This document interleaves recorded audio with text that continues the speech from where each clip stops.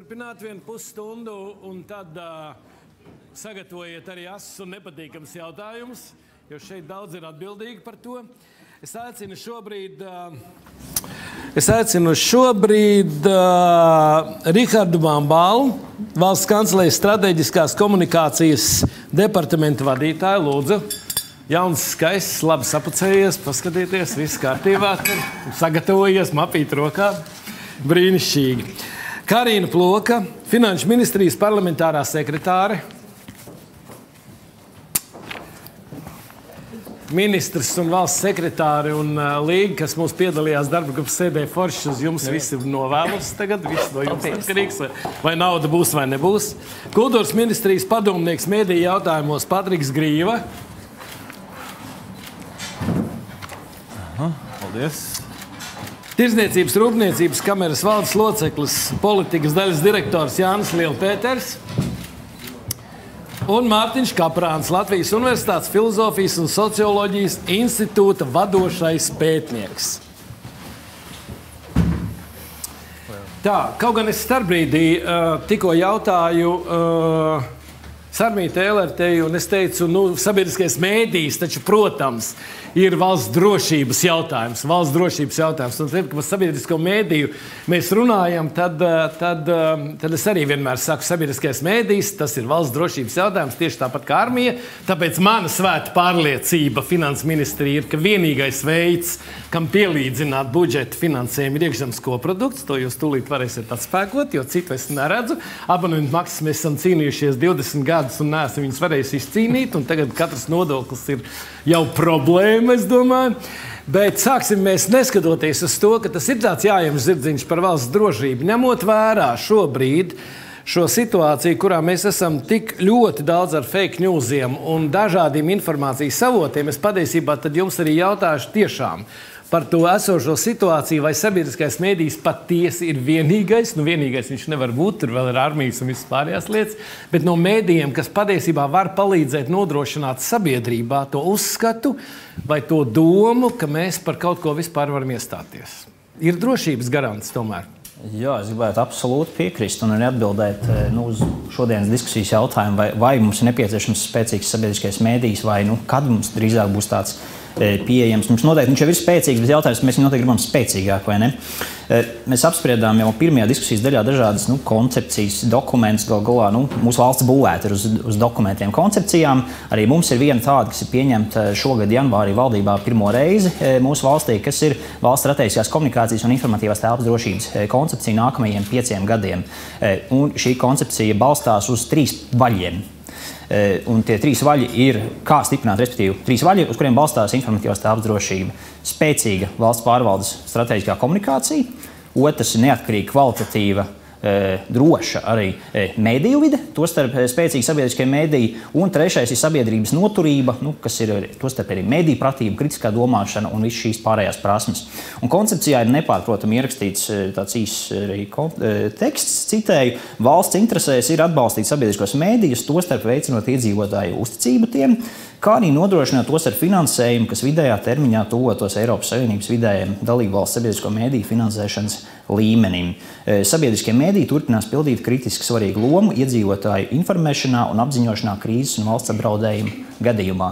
Un savā ziņā tie 2 teikumi īsie jau paskaidro, kā mēs redzam sabiedrisko mēdīju lomu arī valsts drošībā. Pirmkārt, tas ir miera apstākļos, tādos, kādus mēs baudam šobrīd. Redzam, mūsu informatīvās telpas monitorings, mūsu veiktā arī socioloģija rāda, ka diemžēl pēdējos mēnešos tas kara nogurums, ja pareizāk nogurums no kara ziņām mūsu sabiedrībā, tas ir, diemžēl viņš pieaug par spīti tam, lai kā mēs pretotos. Un tā ir milzīga sabiedrisko mēdīju loma arī šajos relatīvajos miera apstākļos turpināt nodrošināt tāda veida ziņas, kuras iedzīvotāji iespējams citkārt nemaz, un ne tikai ziņas, bet arī citu veidu satura, par kurām iespējams mēs nezinām, ko mums vajag. Iespējams, sabiedrība gribētu vairāk izklaides saturu, sporta saturu, es pat teiktu dzeltenu saturu. Tas ir tas, ko mēs redzam, kas pēdējos mēnešos rezonē visvairāk Latvijas informatīvajā telpā, diemžēl, īpaši pavasarī. Bet turpināt piegādāt ziņas no frontes līnijas, lai mūsu sabiedrībā dotu pretspāru šim kara nogurumam. Un otrs savukārt ir tā slavenā X stunda vai krīzes situācija, nedodies kara gadījumā, protams, ir 72 stundu buklets, par kuri dzirdējusi lielākā daļa, gribētos cerēt, šeit auditorijā noteikti ir dzirdējuši, bet arī plašāka sabiedrība. Par to viena no pirmajām lietām, kas jādara, ja ir krīze, kaut kāds apdraudējuma gadījums, jāieslēdz sabiedriskie mēdīji, Latvijas radio, Latvijas televīzija, tur būs tie uzvedības modeļi, kas vai nu konkrētā pašvaldībā, reģionā vai visā valstī kopumā, kas ir tā rīcība, kas cilvēkiem ir jādara. Un mēs to esam lieliski arī redzējuši praksē, tas nav tikai kaut kas uz papīra uzrakstīts, mēs to esam redzējuši, piemēram, manā praksē Covid gadījums 2021. gada rudens, konkrēti oktobris, kad saprot, ka slimnīca pārslodze tūlītās jau būs tāda, ka cilvēks vieglāk būs vest uz morgu nekā uz slimnīcu pa taisno. Un valdība pieņem šos nepopulāros lēmumus, bet ieviešot mājasēdi un vispārējo. Tajā brīdī, protams, es vērsos pie sabiedriskiem mēdījiem, izgājuši no reklāmas tirgus, bet ir šie sociālai paziņojumi formāts, kur prime timā joprojām pirms panorāmas, pēc panorāmas un citos arī Latvijas radio un citos raidījumos ir iespēja izvietot īsus, ļoti ātrā veidā uztaisītus arī, es skatā, manas komandas arī radītus komunikācijas produktus par to, ko mēs gribam no cilvēkiem tajā brīdī. Paliec mājās un vakcinējies, ja tu neesi paspējis to izdarīt. Tajā brīdī ļoti konkrēts piemērs, un tas strādāja. Un tur sabiedrisko mediju loma praksē bija milzīga. Otrs gadījums - kara pirmā diena.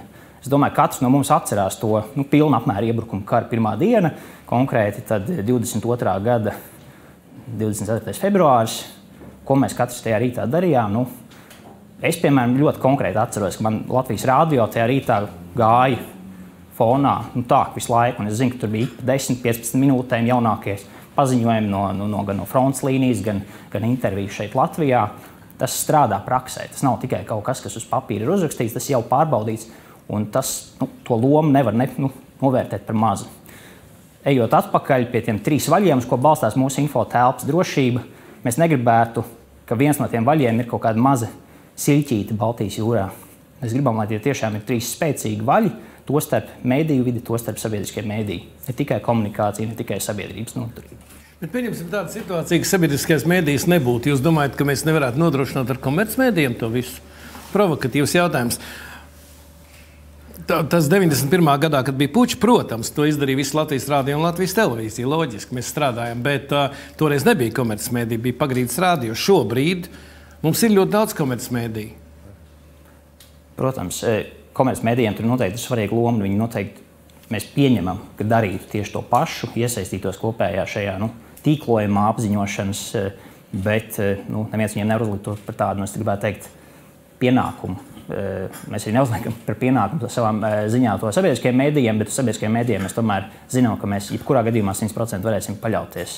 Komercmedijiem tāda pienākuma obligācija darīt to pašu, pēc tikai morāla pienākuma nav.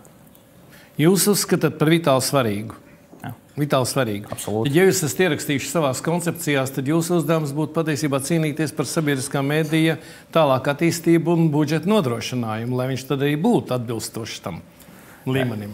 Es gan gribētu akcentēt, ka to jau valdība ir apstiprinājuši šo koncepciju. Tas ir viens, un otrkārt, nevis tikai mēs to veidojām, bet to veidoja vairāk kā 20 institūcijas valstī, kas strādāja arī pie viņas apstiprināšanas galā pēdējā gada laikā. Tostarp arī visas padomes, gan SEPLP, gan NEPLP, gan neatkarīgās institūcijas, valdības ministrijas, tā ka tas ir īstenībā visas mūsu valsts koncepcija, ne tikai mūsējā. Jā. Tad, ko jūs gribat teikt ar to, ka SEPLP un paši mēdīji nav pietiekami uzdevuma augstumos, lai neizcīnītu savu vietu zem saules? Es domāju, ka mums visiem ir kopīgi jācīnās par to, kas arī parakstījušies zem šiem te vārdiem. Ļoti labs teikums. Pirms mēs pieķeramies finansēm, man tomēr Mārtiņam Kabrānam ir jautājums. Te Maķenīta, kā man tādu uzmanīgi darīja, tas jautājums valsts pārvalde, sabiedriskā mēdija un sabiedrības noturība. Kaut kā tas viens ar otru valsts pārvalde un sabiedriskie mēdīji to valsts noturību patiesi var veidot, vai tas neveidojās tādā situācijā, ko daudzi pārmet, ka sabiedriskie mēdīji iet valsts pārvaldībā, valsts pāraudzībā? Es sapinos jautājumā, īsti nesapratu, kāds bija jautājums. Respektīvi, kolēģis teica, ka valsts pārvaldība un sabiedriskie mēdīji iet roku rokā, un tas veicina sabiedrības noturību. Savukārt sabiedrībā daļai viedoklis ir tāds, ka sabiedriskie mēdīji patiešām iet valsts pavadā. Tāds viedoklis pastāv un droši vien ir pastāvējis ilglaicīgi un pastāvējis zināmās aprindās arī pēc tam, kad būs tas ideālais stāvoklis sasniegts ar daudz palielinātu budžetu. Es domāju, ka tas varbūt ir sekundāri, par ko uztraukties, kādi ir sabiedriskā mēdīja tēli sabiedrībā. Es domāju, tas nav jāuztrauc. Nē, man liekas, ka tas, ka tur kāds kaut ko apkalpo, tikpat labi, šis arguments vienmēr būs ļoti elastīgs un viegli lietojams jebkurā situācijā. Man liekas, ir svarīgākais to, par ko runā Andra pētījums, par ko runā iepriekšējos Sepul pasūtītie pētījumi, kuram mēdīju tipam vai mēdīju formai visvairāk, mēdīju tipam uzticās visvairāk. Latvijā tie ir sabiedriskie mēdīji sabiedrībā. Primāri tie sabiedriskie mēdīji, un tie ir testēti ar dažādiem jautājumiem, tā skaitā ar atvērtiem jautājumiem, ir jautāts un vaicāts, ko jūs darīsiet krīzes situācijā, kam jūs uzticēsieties vienmēr. Vienmēr tas ir sabiedriskais mēdījis, kā tas dominējošais. Un līdz ar to par to pavadāju iešanu vai politiskās elites apkalpošanu, tas ir tāds arguments, kas ir, protams, jāuztraucās, ja tas ietekmē uzticēšanos sabiedriskiem mēdījiem. Bet tā kā mēs redzam, ka uzticēšanās sabiedriskiem mēdījiem ir par vairākām kārtām augstāka nekā privātiem mēdījiem Latvijā. Un vēsturiski tas jau tā ir veidojies. Ja mēs paskatāmies, cik tur rādio uzticējās vai televīzija arī pagājušajā desmitgadē, tas vienmēr ar zināmiem iekritieniem ir bijis daudz augstāks nekā privātiem mēdījiem. Un līdz ar to tas ir viedoklis. Tāds viedoklis ir. Ir arī cits viedoklis. Kā tavuprāt sabiedriskie mēdīji var nodrošināt viltus ziņu un visu šo fake newsu apstopēšanu? Vai tas ir iespējams? Tā apstopēšana jau par veselu industriju ir izveidojusies pēdējo 5-6 gadu laikā, cik esmu pamanījis īpaši pēc Krimas nelegālas aneksijas, jo ir Es savu laiku biju arī Mēdīju atbalsta fondā vērtēju projekts, un tas bija īsi pēc aneksijas Krimas. Un tad tur bija tā kāra pēc viltu ziņu atspēkošanas. Bija ļoti izteikti arī komercmēdījos. Tā kā es teiktu, ka vienā brīdī man radās iespējas, ka tā jau ir par tādu mazu industriju kļuvusi, kas uz kā pamata apgūt grantus. Tā kā ar viltu ziņu atspēkošanu esmu ļoti piesardzīgs, kad tas ir tiešām pēc būtības. Un bieži vien iespējams, ka tam nevajag papildus finansējumu. Tā ir daļa no žurnālistikas, no mēdīju darbības, tieši tā. Un ka tas tiešām ir mērķtiecīgi nepieciešams, tad, kad ir īpaši sāsinājumi publiskajā telpā, kā piemēram Covid vai kāda cita situācija. Lielpēterkungs, Tirdzniecības rūpniecības kamera, vai jūs varat par savu ekonomisko nostāju runāt tieši tāpatās tā kā par valsts drošības jautājumu un sabiedriskiem mēdījiem? Es domāju, ka par ekonomisko nostāju diezgan nešaubīgi. Ja es pareizi sapratu jautājumu, es domāju, ka tur diskusija patiesībā nav. Tas jautājums par Latvijas uzņēmēju piekritību vienam vai citam ģeopolitiskam virzienam, es domāju, tur īsti jautājumi nepaceļās. Bet jūs domājat, ka ar sabiedriskiem mēdījiem var ekonomisko situāciju uzlabot? Jāsaka tā, ka, protams, sabiedriskie mēdīji noteikti nebūs vienīgais ekonomiskās situācijas uzlabotājs. Par to, es domāju, arī šauba nav, bet tā pašā laikā tā viena lieta, ko no LTRK skatu punkta esam īstenībā jau pasen rosinājuši, ir daudz vairāk caur sabiedriskiem mēdījiem diskutēt par ekonomikas attīstības jautājumiem, kas patiesībā mūsu skatījumā būtu viena no tām lietām, kas sabiedriskiem mēdījiem ikdienā būtu jādara. Domāju, ka šeit arī klātesošie kolēģi no sabiedriskiem mēdījiem noteikti neļaus samelot, ka tas ir bijis tāds ierosinājums no uzņēmēju organizācijām jau vairākus gadus. Jo tā viena lieta, ko redzam, un arī šeit gribētos atsaukties uz Andra veikto pētījumu par to, ka šie formāti pavisam noteikti ir dažādi. Līdz ar to mēs noteikti nebūsim varbūt tie labākie mediju nozares speciālisti, kas ieteiktu to labāko formātu, kādā tieši to darīt, vai caur cilvēku stāstiem, vai caur kādu citu formātu. Bet tas, kad par ekonomisko aktivitāti un tādu saimnieciskās rosības veicināšanu sabiedriskajos medijos būtu jārod vairāk raidlaika, par to, es domāju, tā pārliecība uzņēmēju pusē ir nesalaužama. Tad jautājums, protams, sabiedriskam mēdījam, kāpēc mēs to nevaram darīt? Finansējuma dēļ atkal? Ir ļoti liela praktisks iemesls. Un viņš slēpjas vienā tādā faktorā, ko sauc par iekšējo cenzūru, tā skaitā. Jebkurš stāsts par uzņēmējdarbību ir savu veidu reklāma.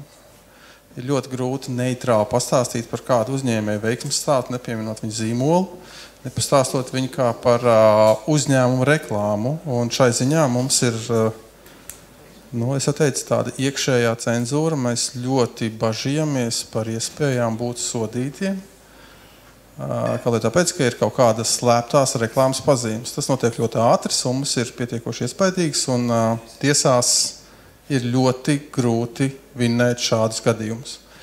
Līdz ar to mēs esam uzsākuši vienu raidījumu ciklu par uzņēmējdarbību, bet mums pašiem iekšēji redakcionāli ir jāpārvar tādas fobijas, ja gribiet, lai stāstītu par uzņēmējiem, par viņu veiksmes stāstiem. Es gribētu tomēr Īvaru oponēt, jo man liekas, ka tas ir, tā bija neprofesionāla atbilde, un tas ir neprofesionāli, un arī gribu kaut ko pateikt.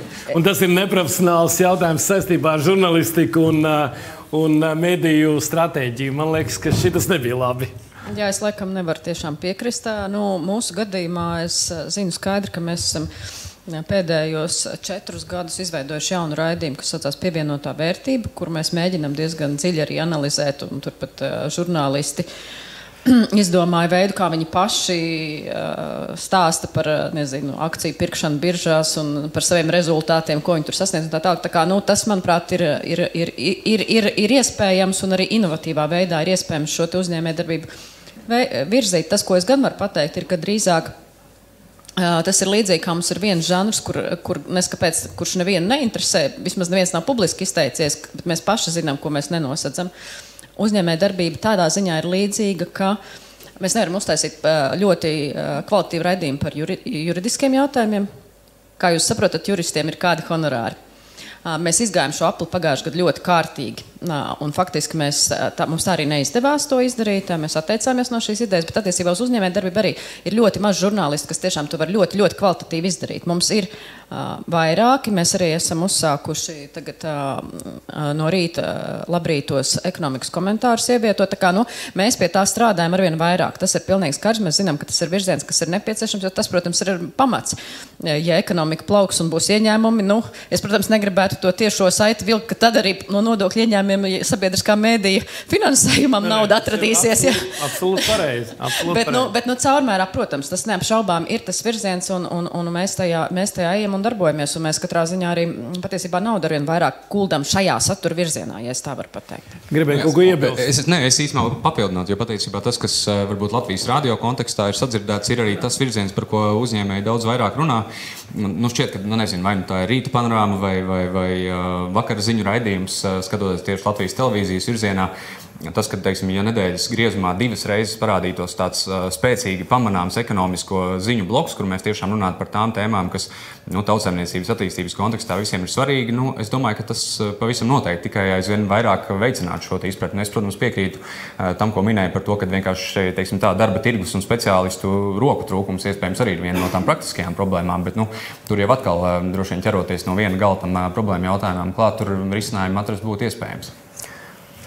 Viena replika mums patiešām, ko es minēju, sauciet to par neprofesionālitāti, bet mums bija ļoti ilgas pārunas, kā atrisināt šo problēmu. Tā ir dzīves realitāte vismaz šai sakarā. Jā, paldies. Jā, tu vari paņemt mikrofonu un iebilst. Tāpat es tūlīt būtu pārgājis pie jums abiem diviem. Paldies. Jā, man tiešām mulsina šī situācija, lai gan jūs labi zināt, jā, ka arī es kādreiz biju NPLP un es saprotu, ko nozīmē, regulējums un kas ir mēdījiem jāievēro. Tur noteikti var atrast ļoti daudz precīzi informāciju, gan kādā veidā ievērot šo regulējumu. Un jums noteikti ir ļoti daudz kvalitatīvu satura radītāju, kur uztaisīt brīnišķīgs formāts vai arī aizņemties tos. Tas jau nav obligāti par konkrētu uzņēmumu jārāda. Man kā cilvēkam, kam uzņēmumi un ražošana vienmēr ir interesējis, man arī vienmēr ir šķits, ka to taču var darīt. Un, noteikti, Ojār, tu kā žurnālists un atceros tavus vēl padomu laika intervijas un tā tālāk, tur taču ļoti daudz formāts var uztaisīt. Nav jau jārunā par konkrētu brendu. Tā nav tā galvenā lieta. Galvenā lieta ir tas arī, ko Jānis saka, vai būt kaut kādam regularitātei, kaut ko, ar ko cilvēks reiķinās, kas ir normāla programmēšana atkal. Ja tur to mēs nesaskatām, mums ir ļoti grūti kaut kā tos gabaliņus noķert. Paldies. Tad mēs esam noskaidrojuši galveno jautājumu. Man ļoti patīk jūsu arī atgādinājums par koncepciju, par drošības stratēģiju un pārējām lietām, bet tagad uz jums abiem diviem. Viens ir kultūras ministrija un otrs ir finanses ministrija. Un tas ir forši, ka Arvils Ašarādins atsūta skaistu sievieti, lai viņi tagad kaut kādā veidā mēģina attaisnot situāciju, kā to darīt, kā nedarīt. Kā jūs abi redzat tālāko attīstību šim procesam? Jo ir pilnīgi skaidrs, ka es domāju, ka Ieva arī beigās varēs to apstiprināt, jo viņa jau kaut kur ir izteikusies no Saeimas komisijas, ka tas process netiks apturēts, viņš ies uz priekšu. Un tomēr mums īsti nav skaidrs, jo ja nav šī finansējuma, ar ko nodrošinot patreizējo situāciju, tad ir ļoti grūti virzīties tālāk uz priekšu. Kā jūs redzat to situāciju? Varbūt Patriks gribēja, bet es varbūt pateikšu. Patriks vienmēr grib. Par to, ka šim procesam ir jāiet uz priekšu un ka mums ir vajadzīgs spēcīgs sabiedriskais mēdījis un ka mēs redzētu arī šī mēdīja attīstību, es domāju, par to nevienam šaubu nav. Jautājums ir tikai par to, kāds ir tas ceļš, kādu mēs izvēlamies iet.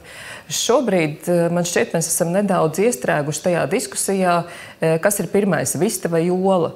Proti, vai mums sākumā ir jāapvieno šie mēdīji un vai sākumā ir jāpieņem tas finansējuma modelis.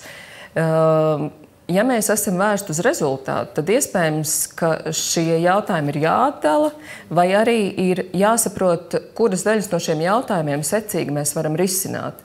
Jo ir skaidrs, ka pilnā apmērā finansējums tāds, kā SEPLP bija sarēķinājis, šobrīd nav iespējams. Un es gribētu tomēr teikt, ka droši vien nevienai nozarei 100% apmērā neviens pieprasījums ikgadējā budžetā netiek apmierināts. Tā kā mēs tos pieprasījumus saņemam un nenoliedzami viss ir svarīgs, bet šobrīd tās divas valdības prioritātes, kas ir izvirzītas, ir veselība un izglītība. Un visdrīzāk nākamajā gadā, kad tiks veidots budžets, šis arī tiks likts par prioritāti. Tā kā es teiktu, ka mēs īsti neredzam to ceļu, kā tas tiks veikts, bet par to, ka tas ir jādara, es domāju, nevienam par to šaubu nav.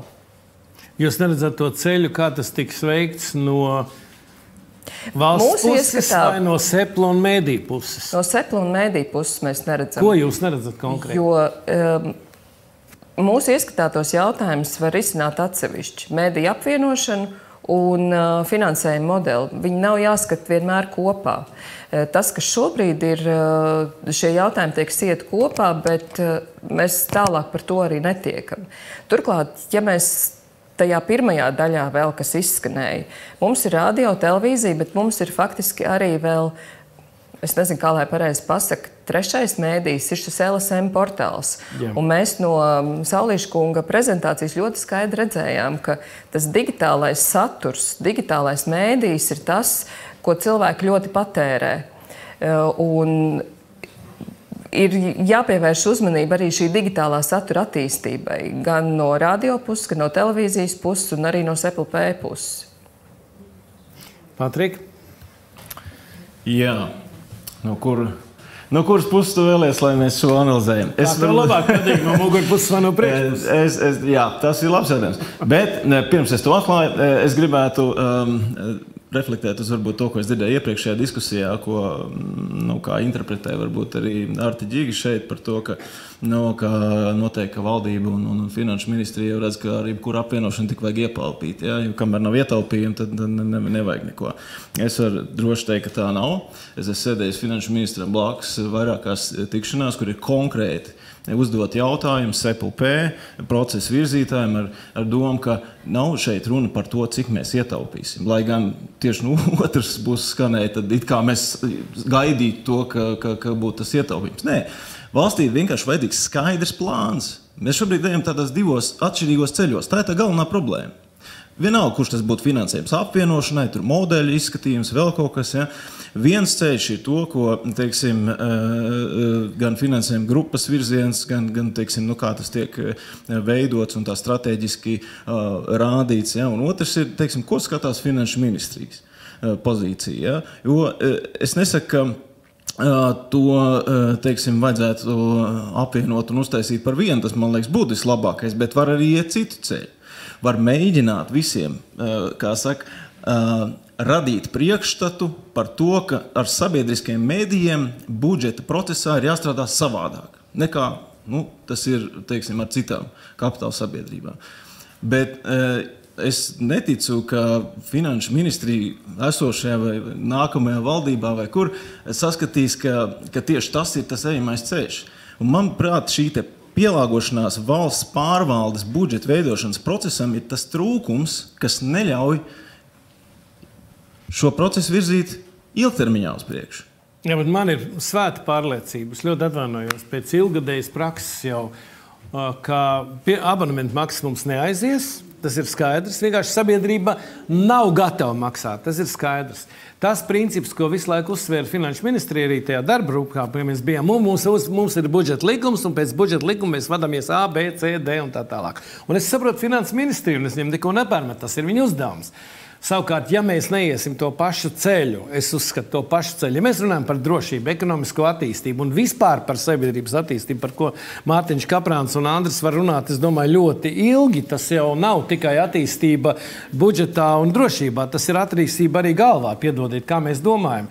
Un ja mēs ar to, ar ko mēs šobrīd nodrošinām sabiedrisko mēdīju ar tādu finansējumu, veidojam to uzskatu, ar ko mēs veidojam ar sabiedriskiem mēdījiem, ar tūkstošiem atkārtojumu un programmām un tā tālāk, un neredzam attīstību ne žurnalistikā kvalifikācijā, ne tehnoloģijās kvalifikācijā, tad es domāju, ka mēs visi ar to, ko jūs runājat par drošību, par ekonomiku un par sabiedrības attīstību, tālāk mēs iebrauksim lielās sauzās.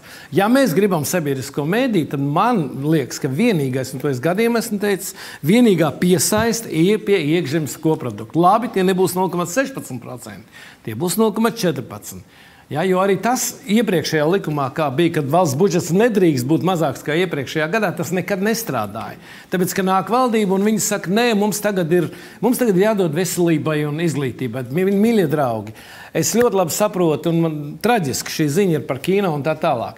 Bet principā tas sabiedriskais mēdījis jau ir tas, kas palīdz nodrošināt arī to izglītību, viņš palīdz nodrošināt arī to veselību, jo ja šī informācija kvalitatīva nebūs, tad mēs nekad netiksim galā arī ar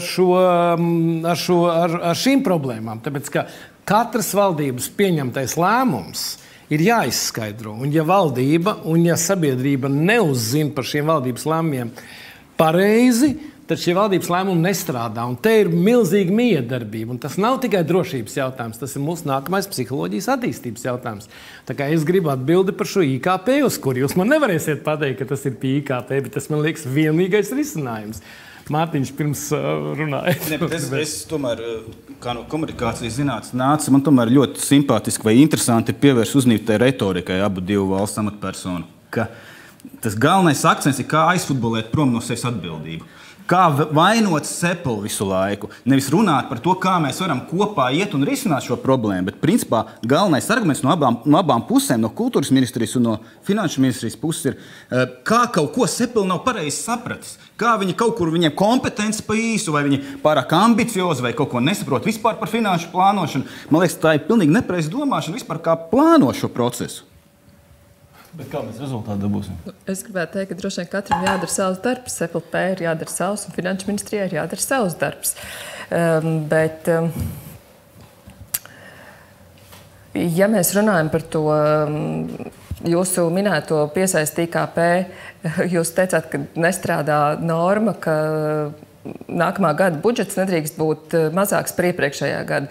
Tas jau vien nozīmē, ka mēs varam likumā nostiprināt jebkādus ciparus, bet ja nebūs politiskās vēlmes to pildīt, tad arī tā piesaist IKP nedos vēlamo rezultātu. Līdz ar to tas, ko es no jums sadzirdēju par to saturu, bet savukārt tas, ko mēs neesam redzējuši tas, par ko mēs iepriekš runājām, šo mēdīju attīstību, kāds saturs ir nepieciešams, cik ir nepieciešams finansējums, jo var, protams, pārmest Finanšu ministrijai to, ka mēs prasam vienu vai otru lietu, bet, lai varētu piešķirt publiskos līdzekļus, katrai lietai ir jābūt apakšā aprēķinam. Tas tieši tā, tas valsts budžets tiek sastādīts. Tā kā mums, var teikt, ka tā ir futbolēšana, bet tā šis process notiek. Ir jābūt skaidram attīstības plānam, ar skaidriem aprēķiniem, kas, ko, kāpēc ir tā, un tad var veikt izvēli, kuru ceļu mēs ejam. Bet tad man jājautā Jānim Siksnim, kur viņš ir. Tad kas tas ir, Jāni? Tad mēs nonākam tādā pati situācijā šobrīd. Mēs nonākam kaut kādā situācijā, kurā vai nu jūs savā starpā nesaprotaties, tad ģimene ir jāšķir un bērni jāaudzina kādam citam. Man ir tāpat sajūta, es arī tā domāju, kā to visu varētu kopsavilkt, un ir bišķi tāda, ka mēs sākām veiksmīgi, manuprāt, ar ilustrāciju, kur šobrīd ir mēdī, kā viņas vērtē un ko sagaida auditorija. Bet beigās mēs nonākam pie tāda, es arī nezinu, no kura gala mēs to varam šķetināt, bet galvenais jau laikam būtu šobrīd sākt vienkārši runāt. Tas, kas man liekas, kas mums pietrūks līdz šim no kā procesa virzītāja, ka satiekamies. Jā, man prieks dzirdēt, ka Ploks kundze saka, ka mēs visi esam ieinteresēti spēcīgā sabiedriskā mēdījā. Tad es teiktu, vienojamies par vienu grafiku, kad mēs, es nezinu, cik bieži varam tikties visās ministrijās, gan finanšu, gan kultūras, jo tā ir joma, kas tiešām ir visai sabiedrībai, un katrai sabiedrībai ļoti svarīga. Ar to es tagad gribu piedot, ka es pārtraucu. Tas nozīmē, ka kā jūs savā starpā nerunājat? Nē, mēs runājam, bet mums ir ļoti grūti, teiksim, tā, ir bišķī tā, mēs tiekamies, mēs ejam uz Saeimas komisiju, kas mums, man liekas, ir veiksmīgs dialogs, bet tad parasti parādās, tomēr ļoti svarīgi ir, ko Finanšu ministrija domās. Tad mēs ar Finanšu ministriju tiekamies, viņi saka, bet jums jau tomēr procesa virzītājs tā kā ir kultūras ministrija. Tad mēs ejam tur, un, šis ir tāds abortais loks. Ja? Un tad kultūras ministrija beigās saka, bet mēs jau bez naudas arī īsti neko neizdarīsim. Ja? Draugi, kas tad notiek īsti? Kas notiek īsti? Ja var vēl, te ir komisija. Anita Brām, tagad visiem rokas ceļās. Mums ir pusstundu laika, mēs vēl varam. Jautājumi vai es runāju? Nē, ļoti labi, ka šī diskusija ir klāta, vai ne, Jāni? Jā? Tas jau bija mērķis. Es redzu divus ceļus. Vienu ceļu, kā saka, pa garo, un beigās droši vien nekas. Un otru ceļu īsāku ar rezultātu.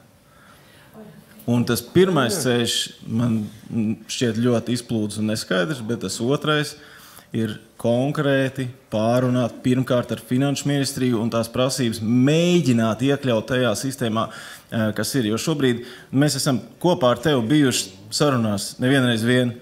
Ja? Un šeit vienkārši ir tā patiesība kaut kur pa vidu. Ja? Nav jau nepareizi viss tas, ko jūs sakat. Viss ir pareizi. Jūs esat izgājuši vēl krietni tālāk nekā visi iepriekšējie, kur centās arī šo procesu darīt. Bet līdz rezultātam to novest nevarēs, kamēr tas nebūs ietverts tajā rāmī, kā to skata valsts budžets, jo tas ir par finansējumu. Tas ir par miljoniem, tas nav par dažiem miljoniem, pat vienalga par cik, bet par daudz miljoniem.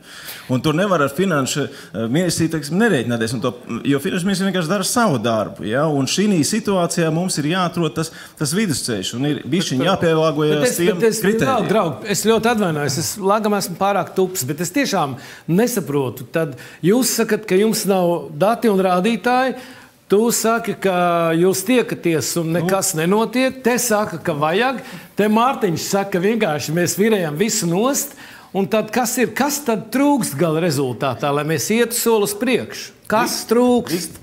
Skaidrs plāns, jo visi saprot. Ko tu saproti zem plāna? Saprot, ka nebeigsies ar juridisku apvienošanu, ka būs arī vēlāk. Kas ir moderns un spēcīgs sabiedriskais medijs? Žēl, ka tu man neuzdevi šo jautājumu.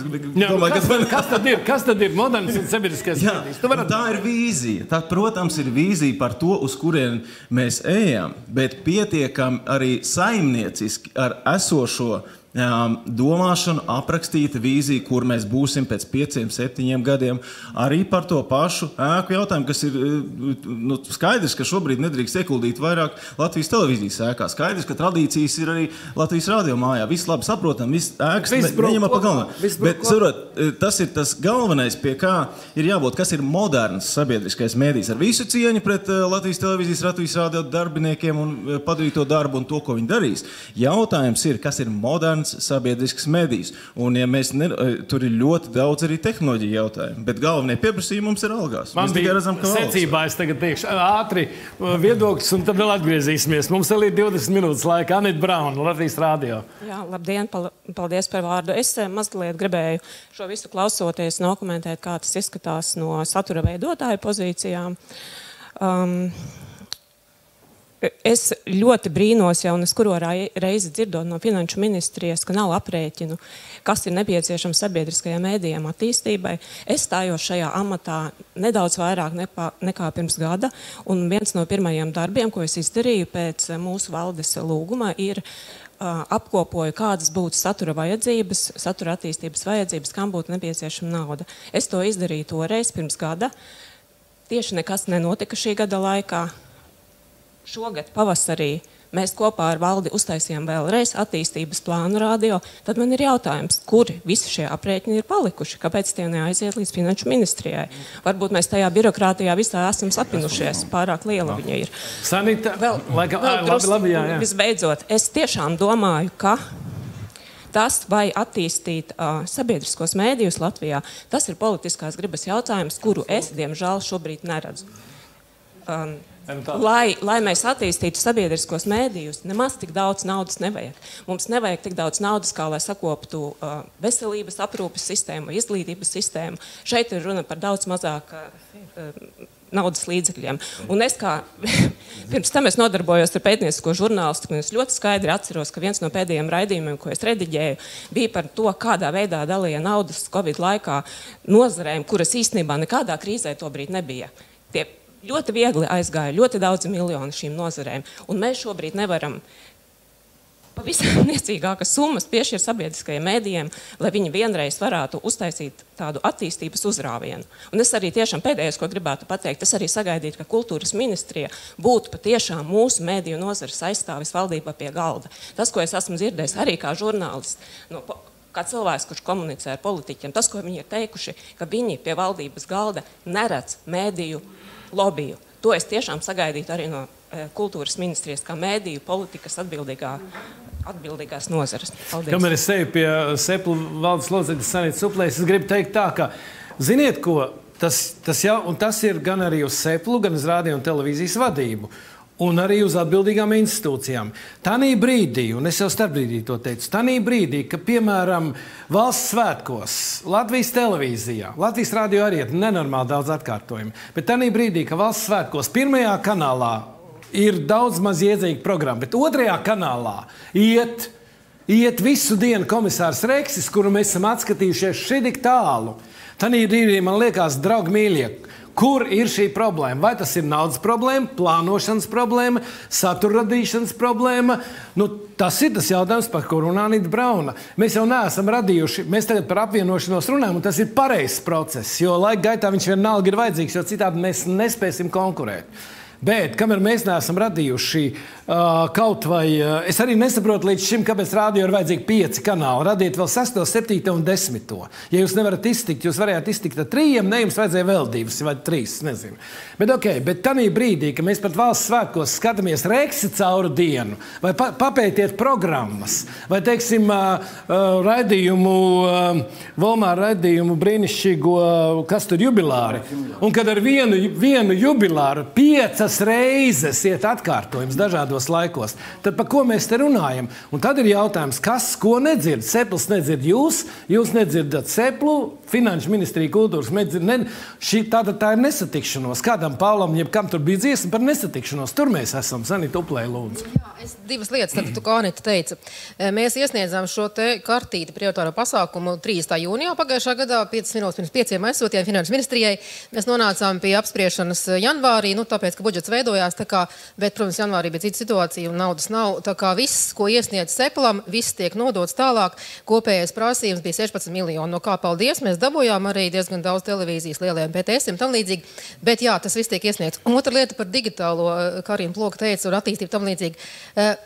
Lasam dokumentus. Mēs pirms gada izstrādājam kopā ar sabiedriskajiem mēdījiem koncepciju, un tur ir nodefinēts attīstības strateģiskais mērķis. Tātad digitālā attīstība, sasniedzot cilvēkus ar sabiedrisko mēdīju saturu, kas ir īpašs saturs, tur, kur viņi ir. Mēs šogad, un 3 apakšmērķi, tātad ir izcils saturs, ko likums liek nodrošināt izcilu saturu. Ja ir izcils saturs pēc augstākiem standartiem, vajag cilvēkiem normāli par to samaksāt, un viņiem vajag tehnoloģijas un infrastruktūru, kur strādāt, to radīt. Tātad tie visi nāk no likuma un no reālās dzīves situācijas. Tagad mēs strādājam pie aktualizācijas pēc gada un dažiem mēnešiem, un mēs izgājam cauri, un šis dokuments tiks sūtīts Saeimai un arī publicēts. Atkal mēs pastījāmies gada laikā tā digitālā attīstība, tieši tā LSM un tam līdzīga loma, sociālo mēdīju, teiksim, kā cilvēki lieto. Tas ir vēl pagājis solis priekšu, un tāpēc šis jautājums ir nodefinēts, nesakiet, ka tas nav zināms, tas ir zināms, un šobrīd izšķiras Latvijas sabiedrisko mediju nākotne. Nerunāsim par to, kas ir tagad, es teiktu, bet tā ir nākotne.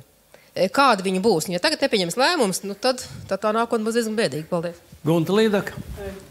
Jā, es ar aizrautību klausījos Patrika aizstāvības runā Finanšu ministrijai, un es gribēju pateikt vienu lietu. Mēs esam aizmirsuši, ka 2022. gadā beidzās mediju politikas pamatnostādņu cikls, un bija jāizstrādā jauns pamatnostādnes, kas bija galvenais politikas dokuments, kurš regulētu mediju vides darbību Latvijā no 2023. gada, kurš nu jau ir pusē. Un mēs pie šīm pamatnostādnēm neesam nonākuši, un tas arī lielā mērā rada šīs te domstarpības, un kamēr mēs ar šo dokumentu nebūsim tikuši skaidrībā, mēs varam runāt par visu citu.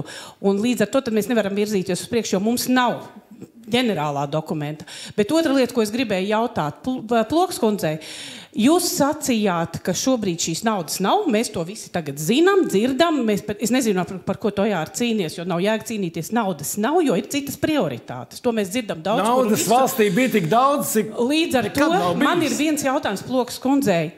Jūs sēdējāt kopā tajās darba grupās, es nezinu, kur viņas notika, jūs nebijāt, es nezinu, bet jūs sacījāt vienu ļoti labu frāzi par to, ka ir tās sadaļas apvienošanas plānā, kuras var notikt bez naudas. Es gribētu dzirdēt, kuras tās ir, kuras mēs varētu, kurš tad būtu tas pirmais solis, ko mēs varam izdarīt bez papildus finansējuma.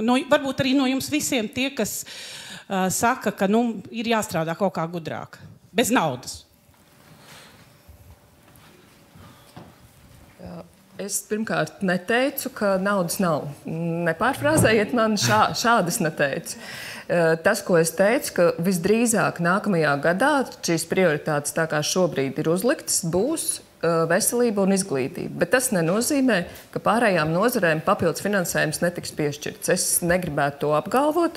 Protams, es nevaru šobrīd izzīlēt, kāds būs budžeta veidošanas process un kāda būs tā valdība, kur veidos nākamā gada budžetu. Bet nākamajā gadā noteikti budžets būs un visām nozarēm papildus piešķīrumi noteikti būs.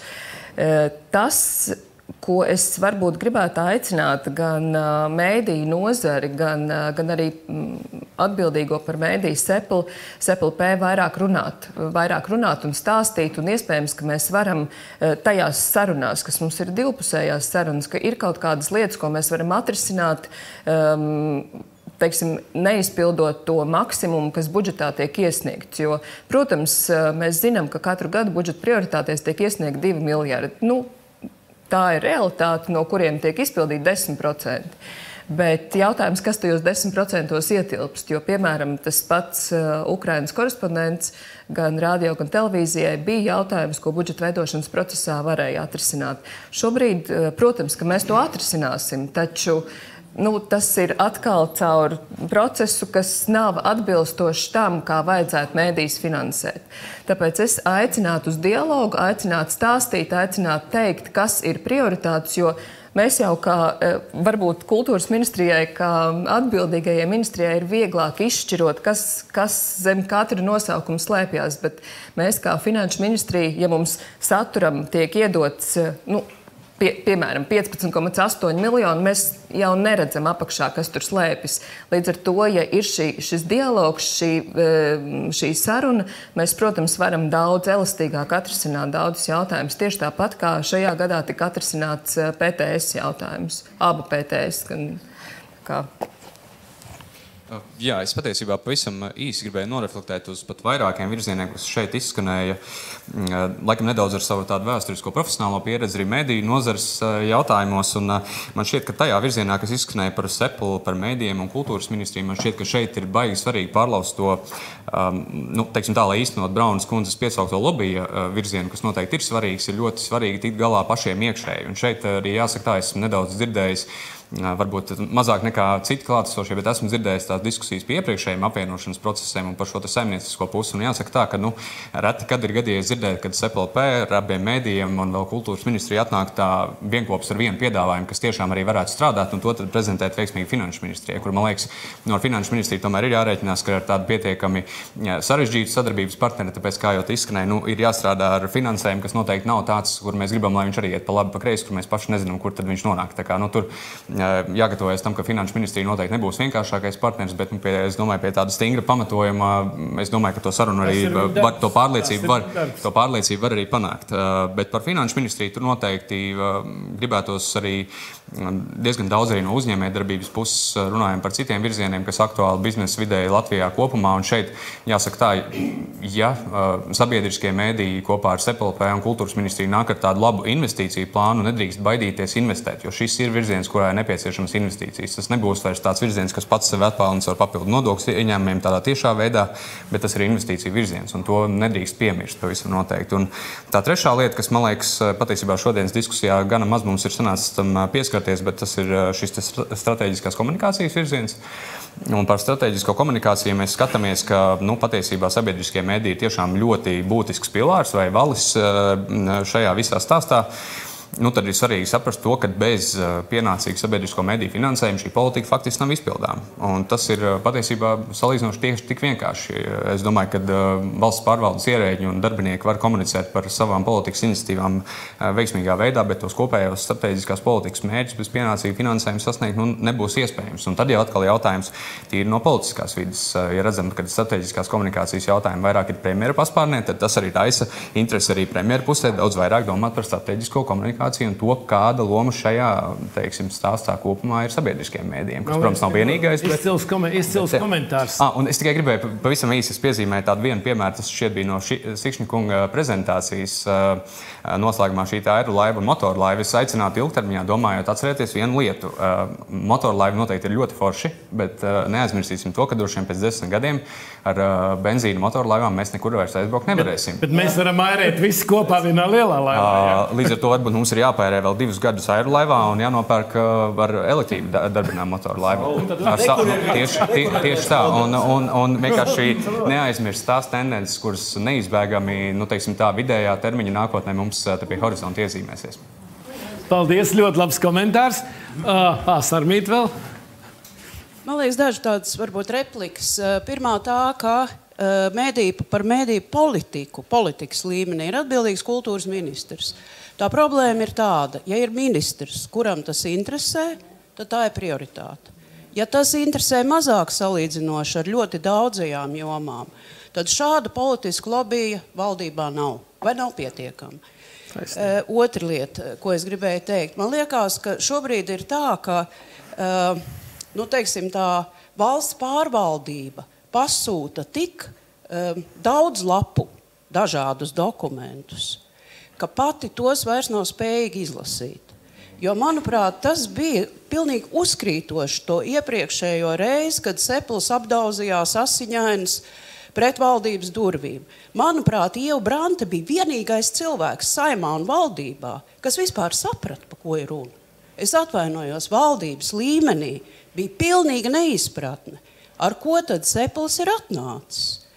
Tāpēc, un man liekas, tas kritiskais jautājums ir, es teiktu, 4. 2 un 2. Pirmais, es pilnīgi piekrītu Karinai, ir jāatvieno jautājums apvienošana un attīstība, vismaz savās smadzenēs. Jo šobrīd es atvainojos radio ir izvēlējies pozīciju kā tādu lauzni, nebūs apvienošanās, ja nebūs attīstības. Ja attīstības ir nauda. Šie divi jautājumi būtu ļoti labi, ja viņas risinātu kopā, bet viņi ir risināmi atsevišķi.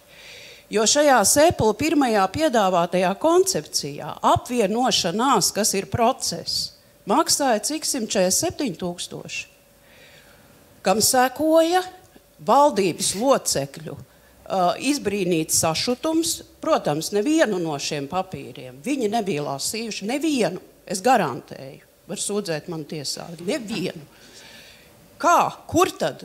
Cik tad maksā māja? Viņi nebija izlasījuši. Šai koncepcijā bija skaidri pateikts, ka māja nav iemesls, lai varētu apvienoties, ko apstiprina Jānis, ka to, vai Igaunijas piemērs 15 gadu vēlāk. Ja?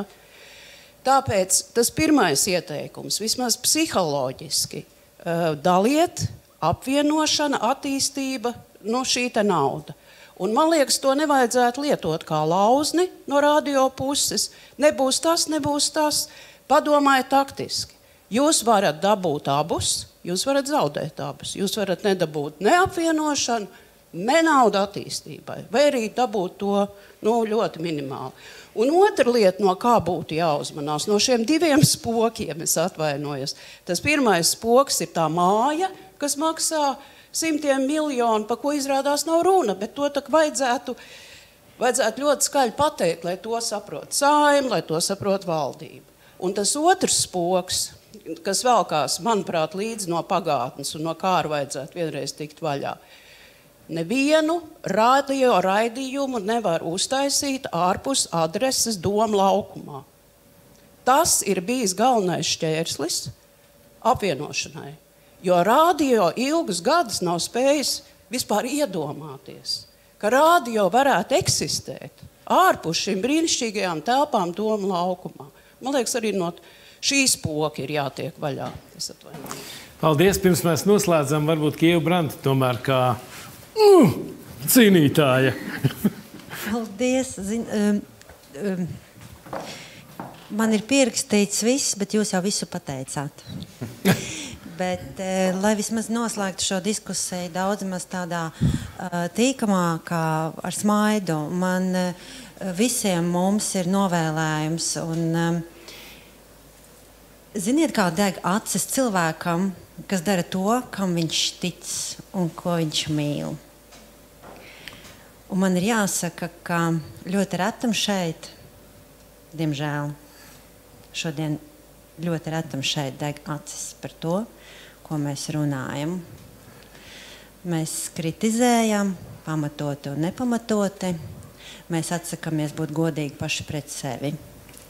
Man ļoti gribas, un es ļoti darīšu un centīšos, lai komisijā mēs nonākam un soli pa soli izdaram to, ko šajā gadījumā es teikšu, tik ilgi lolo, domā un nedara, vai nedarīja citi. Jo pēc būtības mēs esam noseguši visu. Tad, kad man jautāja, vai dokumentus izlasēja, jā, dokumentus izlasēju. Vai prezentāciju redzēja? Jā, prezentāciju. Vai tu tikies ar Latvijas radio? Arī. Ar Latvijas televīziju, ko teica? Sepulpē, ko pats viņa aprēķina paskatījies, pareizi bija? Nē, tur bija kļūda. Jā, bija kļūda. Laboja. Ko saka ārvalstu pieredze? Pētnieki, tev ir pētnieki, tu pētījumu Pētījums pasūtīts. Bet vēl nav gatavs. Varbūt jā, komisija ir aizbraukusi arī apmaiņā uz braucienu Igaunijā, tāpēc jūs šodien te dzirdat visu laiku Igauniju, bet būs arī Lietuvā. Kas par to maksās? Un tad arī ir tas jau, tu runāji ar finanšu ministru? Jā, un ko, viss, ko vien var piesaukt, darbinieku vēstulē pieminēja tos jautājumus, pateica, lai Sepuls pajautā, kādi tur jautājumi ir. Iesūtīja abas valdes jums tos, jā, atbildes būs, jā, būs.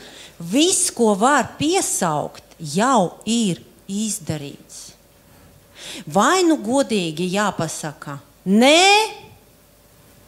vai nu kā igauņi teica, jā, bija grūti, bet mēs to soli spērām.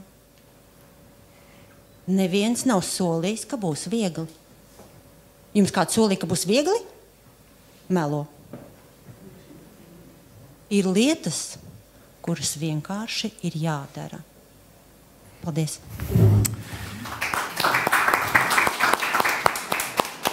Paldies diskusiju dalībniekiem. Mēs ievilkām pusstundu, bet 4 mums patiesi ir jābeidz. Es tūlīt iedošu Jānim varbūt vēl atvadu vārdus. Bet pirms Jānis pasaka, ko viņš tālāk domā un kādā veidā darīt, es gribu teikt, ka tas, kas mani pārsteidz, tas ir tas, ko Ieva teica, un Sarmīta arī zināmā mērā, mēs gadu no gada visu laiku ejam ar, un tas ir neskapēc mums iegājies, es nezinu, no kuriem laikiem, nē. Pret jebko, nē, mēs pat negribam pamēģināt, bet mēs visu laiku, ne to nevarēs, nu pamēģinam soli pa soli, nu pieciešam, pievelkam jostu un pamēģinam, kā to mēs varam izdarīt. Ja mēs sāksim to darīt, kā Brants kundze teica, es domāju, ka mēs varēsim atrisināt dažādos veidos jautājumus, bet tas, ka es te dzirdu to, ka mēs vēl ar vienu nemākam savā starpā sarunāties, nu tad, draugi mīļie, ejam skolā. Nu, ko es citu varu pateikt? Nu mācamies sarunāties. Jāni, es tev dodu pēdējo vārdu, un tad mēs slēdzam šo. Paldies visiem dalībniekiem. Man šķiet, ka mūsu mērķis sarīkot šādu diskusiju deva rezultātu. Tādā ziņā, ka diskusija tiešām bija. Man šķiet, ka mēs uzzīmējām izējies datus, un tādu tiešām ir ļoti daudz, kā Brants kundze tikko teica. Man ir grūti iedomāties, ko mēs vēl neesam izrēķinājuši. Tur būtu ļoti jāpiedomā, kas vēl kādus informācijas gabalus mēs varētu iedot vienai vai otrai institūcijai.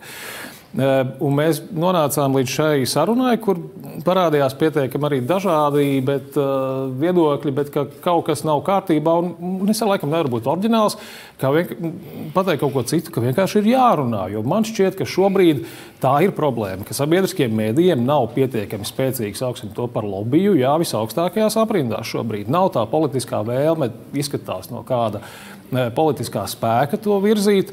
Nav īsti pārstāvniecības valdībā. Mēs to vien darām, kā sitamies gan vienām, gan otrām durvīm. Nu, varbūt mēs varam iziet no šejienes ar sarunu, ar vienošanos, ka mēs vienojamies par kādu formātu, kā šīs lietas beidzot tiek atrisinātas. Vai tas ir kultūras ministrijā vai finanšu ministrijā vai Seplam arī ir telpas? Jā, bet mazliet arī ir akmens sabiedrisko mediju dārziņā.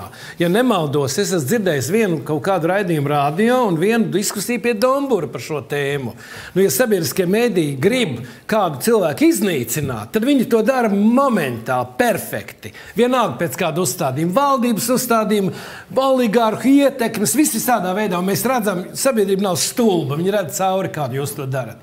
Tad lūdzu, draugi mīļie, tad iestājieties, tad runājiet par to sabiedriskos mēdījos, kāda jēga no tā ir sabiedrībai, kā tas ir jātīstās, un ja tas neattīstās, kur mēs varam nonākt. Nu jums taču ir tie, jums taču neviens nenorāda, kādā veidā ar to ir jāstrādā. Nu tad uzmauciet visus pēc kārtas. Tad, kad jums gribās, tad jūs to izdarat. Bet tad, kad jums pašiem negribās to visu risināt, tad jūs mierīgi to visu pietušējiet. Nu, diemžēl tā tas arī ir. Jā, paldies. Paldies, paldies un tiksimies nākamajā reizē. Par piedalīšanos.